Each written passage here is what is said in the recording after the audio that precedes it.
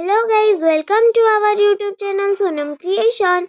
Today we telling about Demosthenes Part-2. The speech was full of power and purpose. When Callistratus had finished, the Athenians crowded round him and many even followed him home. Demosthenes was impressed and inspired. He said to himself, I too will be an orator and make people think about what I am saying.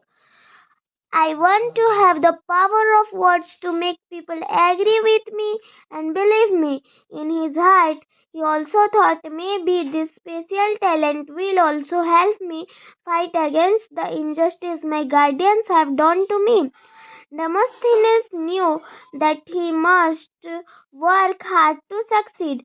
From the next 2 years, he read history, wrote speeches, and listened to famous orators. When he was 18, he believed he was ready to speak in public. He decided to fight against him, guardian in a court of law. At first, no one took him seriously, but Demosthenes pleaded his case again and again. In the end, he won, and his guardians were ordered by the court to return his money to him, but it was too late. There was very little money left to recover.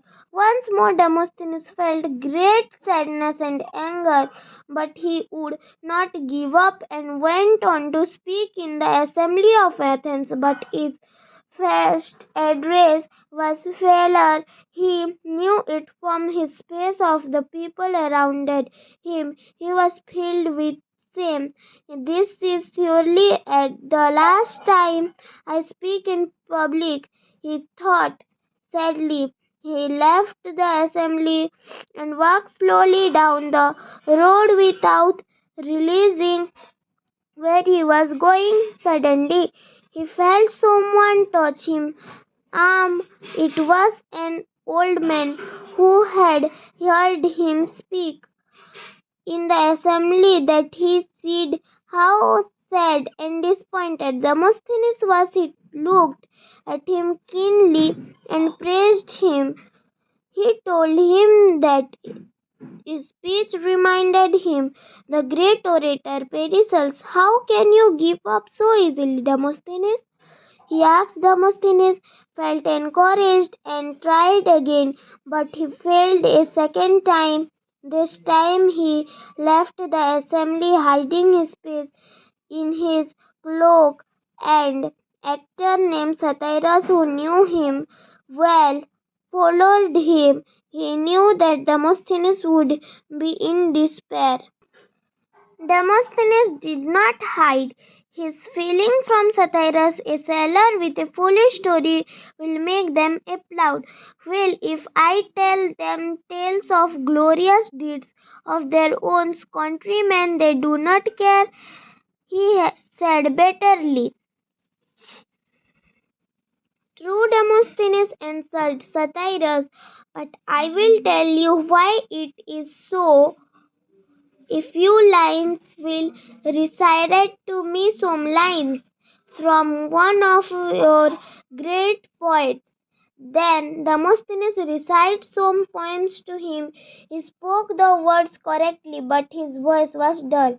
There was awkwardness in the way he delivered his speech. When Demosthenes finished, Satyrus repeated the line back to him. Demosthenes stood still with surprise.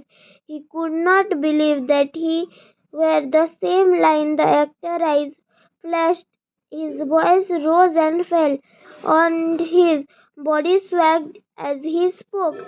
Demosthenes understood why his speech did not interest the Athenians. He realized that he must not only read and recite them but also act them. From that day on, Demosthenes began to work in a different way. He converted one of the sailors of his house in a study. There he practiced in the sport.